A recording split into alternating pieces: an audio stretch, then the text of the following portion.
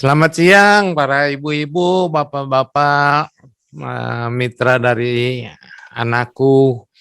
Jadi kita ketemu lagi siang ini ya.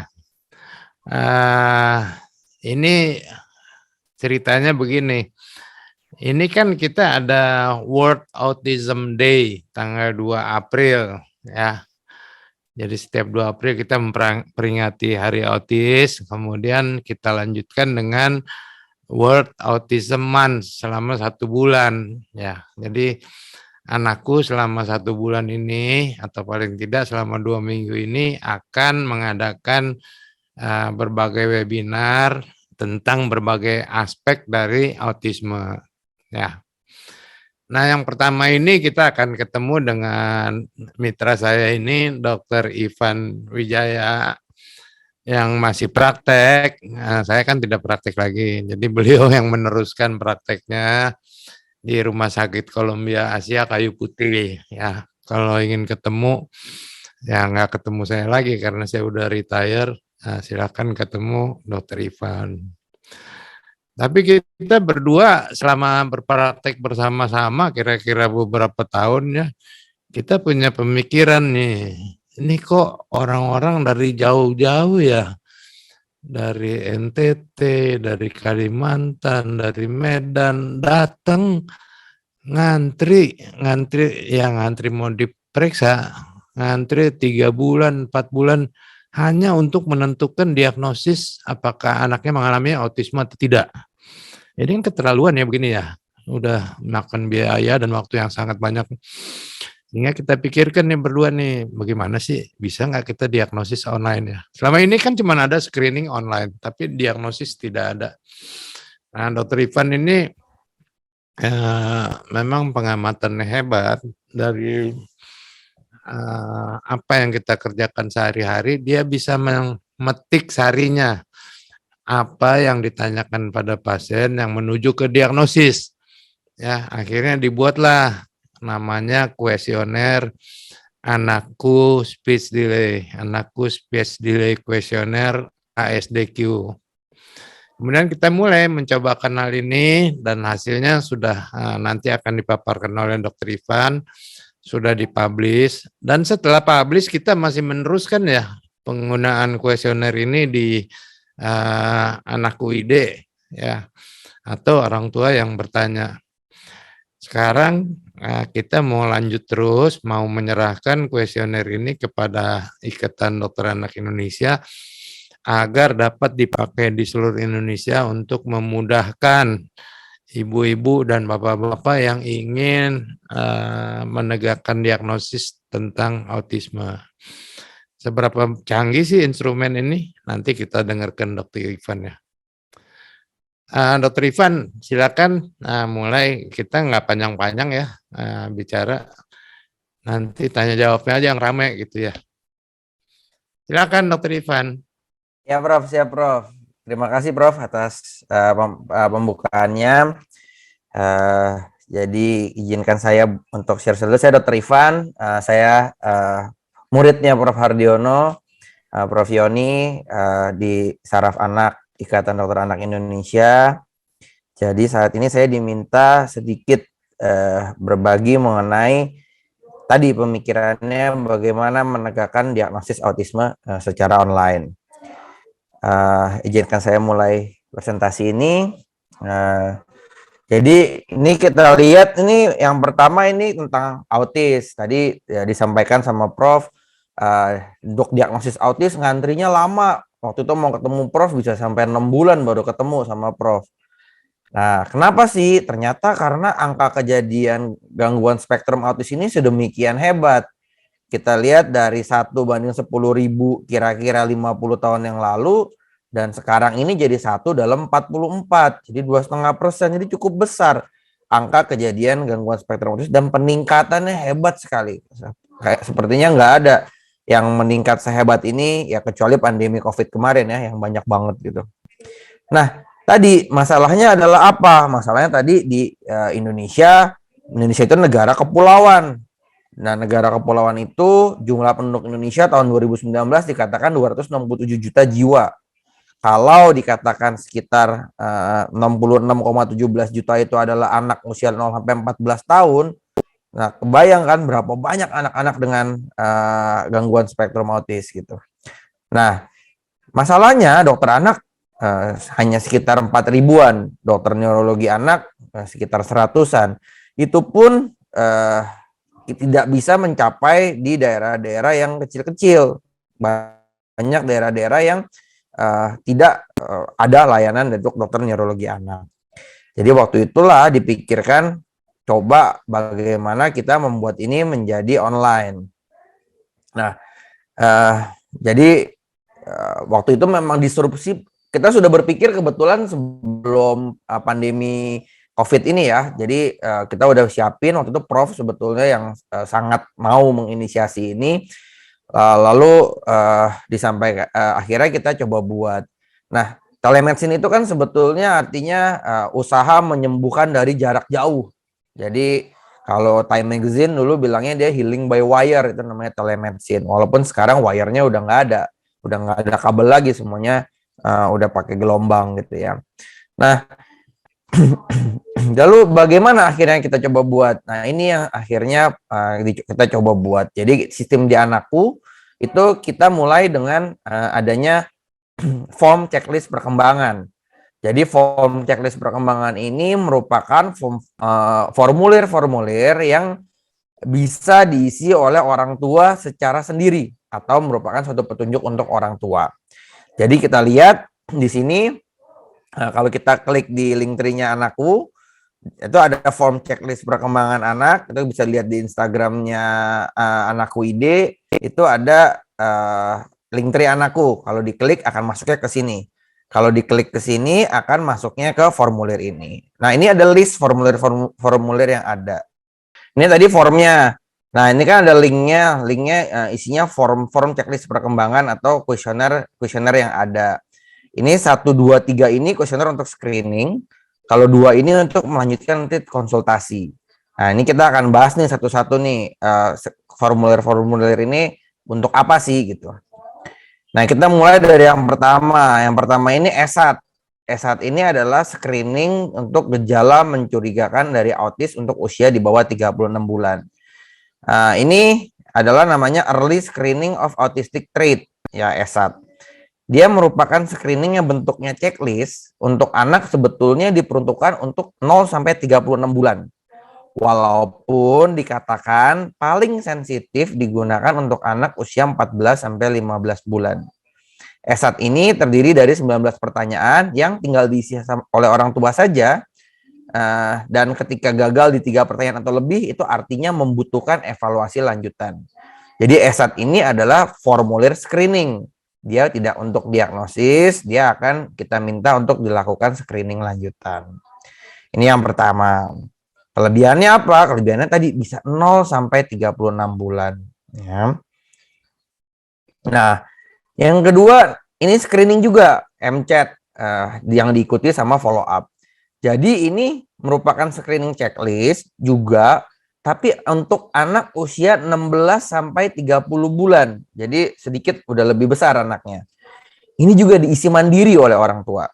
Nanti ada hasilnya risiko rendah, risiko sedang, atau risiko tinggi.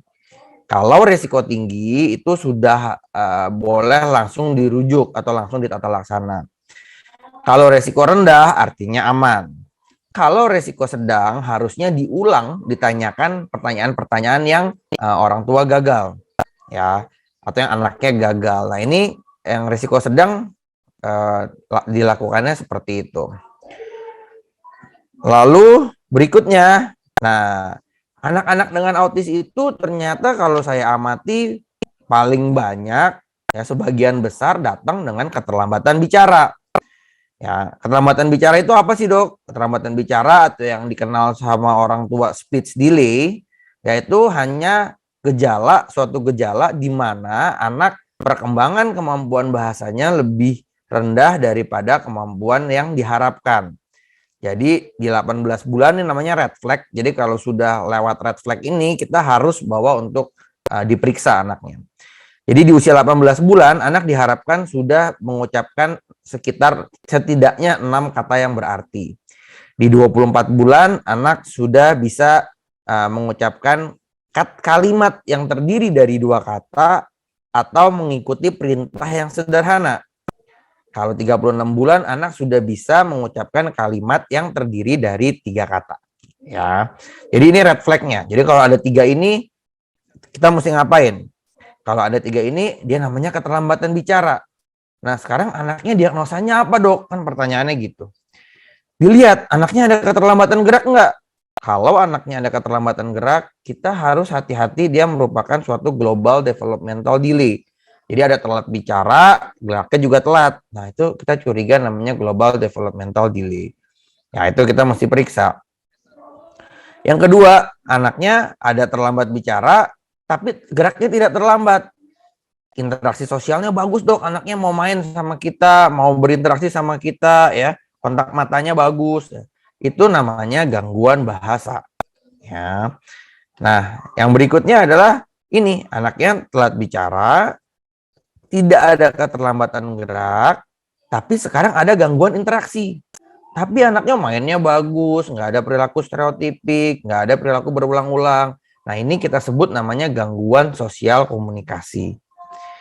Nah, yang terakhir, ada terlambat bicara, tidak ada keterlambatan gerak, ada gangguan interaksi sosial, dan ada perilaku stereotipik. Nah, ini namanya gangguan spektrum autis. Jadi ini gangguan spektrum autis nih.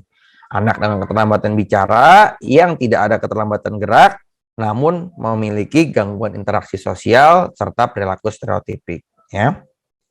Nah, jadi waktu itu karena kita lihat Prof kan kalau meriksa pasien kan kita suka liatin Prof bertanya, Prof menganamnesis pasiennya atau pasiennya pun bercerita gitu. Jadi kita mencoba membuat suatu kuesioner, suatu formulir yang tujuannya buat menegakkan diagnosis tadi. Jadi diagnosis pada anak-anak dengan keterlambatan bicara. Jadi anak yang speech delay ini sebenarnya gangguannya apa sih, Dok? Nah, yang pertama kita teliti memang kuesioner ini bisa membedakan anak ini autis atau tidak pada anak-anak dengan keterlambatan bicara. Ya. Ya, ini diperuntukkan untuk anak-anak usia 18 bulan sampai 3 tahun. Di penelitiannya kita buat masih segitu, 18 bulan sampai 3 tahun. Diisi oleh orang tua dan dikatakan gangguan spektrum autis bila ada terdapat gangguan interaksi yang ditandai dengan skor komponen interaksi itu lebih besar sama dengan 6 dan ada skor perilaku repetitif. Jadi dia kalau skornya itu lebih besar sama dengan 4. Nah, ini Bapak-bapak, Ibu-ibu bisa nih mencoba kalau misalnya anak saya ada telat bicara nih, Dok. Mencoba mengisi bisa tadi lewat link tree atau kalau mau di bypass linknya bit.ly asdq_anakku atau yang form.com/hardiono/asdq. Ya, ini kuesioner yang coba kita buat ya. Nah, ini gimana, Dok? Hasilnya bagus nggak, Dok? Gitu. Ternyata hasilnya cukup baik gitu. Kita bersyukur bahwa ternyata hasilnya cukup baik. Kalau kita lihat nih kurva ROC itu artinya seberapa banyak diagnosis yang bisa terpenuhi atau terdiagnosis pada anak-anak dengan gangguan spektrum autis ini. Ternyata kuesioner ini bisa mencakup 86,7%. Jadi sekitar 13-14% aja yang kurang bagus, yang dia kurang bisa lihat gitu ya. Tingkat sensitivitasnya juga bagus nih, 86% dengan spesifitas 83%. Ini akurasinya atau ketepatannya itu tadi 84%. Jadi kalau di penelitian kedokteran itu ada antara rentang. Jadi diperkirakan kalau di populasi itu antara 78 sampai 90%. Jadi cukup baik lah penelitian ini gitu. Hasilnya dari penelitian ini. Nah, lalu setelah nanti kalau dari situ kan kita nanti akan dapat tuh hasilnya anak Anda ada kemungkinan gangguan spektrum autis. Jadi kalau Ibu nanti tadi mengisi formulir tadi di email Bapak Ibu akan dikirimkan hasil dari interpretasi kuesioner tadi gitu. Nah, kalau nanti Bapak Ibu ternyata ada kemungkinan gangguan spektrum autis nih atau di situ diagnosisnya gangguan spektrum autis. ingin berkonsultasi lebih lanjut, nah kalau ini baru nanti pendaftarannya di konsultasi dokter dan psikolog anakku, dan untuk terapinya di pendaftaran terapi CMC anakku. Nah, formnya nanti ibunya akan, dan ibu dan bapak akan diminta 2 form lagi. Yang pertama adalah formulir PATS. PATS itu atau data dan keluhan anak itu merupakan suatu pertanyaan terbuka yang tujuannya untuk menggali ada masalah apa sih dan mengapa ibu bapak hendak membawa anaknya berobat ke kami untuk gangguan-gangguan seperti ini. Lalu ibu dan bapak akan diminta membuat 3 video pendek. Itu isinya adalah bagaimana cara bermain dengan teman, terus ketika anaknya sedang bermain sendiri, dan ketika anaknya sedang melakukan perilaku unik. Ini kalau nanti dibuka di petunjuk pembuatan video itu ada keterangannya lebih panjang, lalu ada videonya tuh untuk menjelaskan kepada bapak ibu momen seperti apa sih yang ingin kita tangkap gitu ya. Nah, lalu protokol video itu juga udah diteliti oleh tentunya dibimbing oleh Prof, oleh Dr. Jenny. Jadi kita lihat nih akurasinya atau ketepatannya sekitar 82,5%. Sensitivitasnya tadi 91,3% dan spesifitasnya 70,6%. Jadi akurasinya juga cukup baik. Nah, memang yang lagi kami coba teliti nanti adalah bagaimana kalau protokol video ini digabungkan dengan kuesioner tadi. Nah, itu belum ada angkanya, tapi kami harapkan ini harusnya lebih baik. Jadi ketika ibunya udah mengisi formulir MCAT, formulir ESAT, formulir ASDQ, lalu ditambah formulir data dan keluhan anak, lalu ditambah dengan video yang nanti Bapak Ibu kirimkan, kami harapkan itu bisa lebih baik dalam mendiagnosis anak-anak dengan gangguan spektrum autis. Jadi kita harapkan dari daerah-daerah bisa tuh untuk mendapatkan pelayanan untuk mendiagnosis gangguan spektrum autis pada anaknya gitu. Nah, ini kalau di luar negeri mereka udah buat pengalamannya. Jadi di luar negeri untuk gangguan spektrum autis khusus ini ya, melalui telemedicine, itu tingkat kepuasannya bagus sekali gitu. Sebagian besar jatuhnya di sangat puas ya, atau puas gitu. Jadi 1 sama 2 tuh skornya semua di sekitar situ. Problemnya ternyata walaupun di luar negeri problemnya tetap sama tuh. Alat yang digunakan itu kurang baik gitulah, kira-kira gitu. Nah, tapi pada dasarnya mereka merasa ini banyak manfaatnya ya. Nah, jadi kalau pengalaman kami dengan metode seperti ini, jadi ada kuesioner yang diisi, ada video yang terarah yang dibuat. Kami harapkan pelayanan telemedicine ini atau pelayanan diagnosis dengan telemedicine dapat diakses dari berbagai daerah di Indonesia. Jadi kita rasakan sudah cukup banyak pasien-pasien yang mencoba berkonsultasi dengan Prof ya, dengan kami melalui telemedicine di anakku untuk mendiagnosis gangguan spektrum autis. ASDQ sendiri, kuesioner tadi itu sudah diakses dari pertama kali Prof buka sekitar November 2020, itu sudah diakses 3.504 kali dengan sepertiga diantaranya, jadi 1.121 diantaranya itu diagnosisnya adalah gangguan spektrum autis. Jadi dengan kuesioner ini aja udah banyak sekali tuh anak-anak yang terdiagnosis. Yang kita harapkan ketika dia terdiagnosis, dia bisa mencari tempat terapi atau mendapatkan terapi yang cukup baik. Tantangannya apa? Tantangannya pertama jaringan internet. Saya pernah melayani konsultasi online ini, dok, internet saya cuman online jam segini sampai jam segini di hari ini. Hari ini saya internetnya biasanya jelek atau bahkan nggak nyala, dok. Gitu kira-kira. Jadi kita sampai harus janjian jam berapa kita harus konsultasi online. Karena kalau nggak bisa. Ya. Yang kedua, kualitas kamera. Kadang-kadang tadi kan ada video yang diambil. Nah, itu ketika videonya diambil kadang-kadang gambarnya kabur-kabur, tidak kelihatan gitu. Walaupun sebagian besar sih sudah cukup baik. Jadi kan kalau kamera-kamera sekarang kan sudah cukup baik, tapi masih ada beberapa yang dari daerah-daerah yang kameranya masih kurang baik. Jadi kadang-kadang kita susah melihat raut muka anaknya, wajah anaknya, dan gerakan mata anaknya itu susah kita lihat kadang-kadang. Walaupun sekarang udah lebih jarang ya, sekarang kan kamera-kamera handphone sudah jauh lebih baik. Lalu tingkat pengetahuan orang tua yang berbeda-beda. Jadi kadang-kadang kami temukan ketika di kuesioner hasilnya baik, MCAT-nya pun baik, tapi begitu kita lihat videonya, wah ini nggak mungkin nih. Ini nggak mungkin, pasti ada sesuatu nih. Ketika kita tanya-tanya, kita coba gali-gali, ya ternyata masih ada yang menganggap itu nggak apa-apa. Jadi tidak menganggap itu masalah. Ya, cuman dia bertanya sebenarnya untuk hal lain. Dok, anak saya kok makannya susah ya dok ya, gitu. Pertanyaannya itu. Padahal anaknya ada gangguan spektrum autis. Yang lain lagi ada yang mengisi kuesioner berat banget, parah banget. Tapi anaknya mainnya bagus, terus kontak matanya bagus. Jadi kadang-kadang juga ada, itu bisa tetap ada. Makanya tetap tidak bisa 100%. Tapi saya rasa udah cukup baik.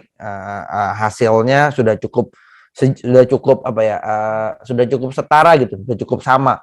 Kalau kita diagnosis itunya gangguan spektrum autis, ya biasanya anak itu juga ada gangguan spektrum autis gitu. Jadi ada ya tentu ada miss sedikit tapi masih oke.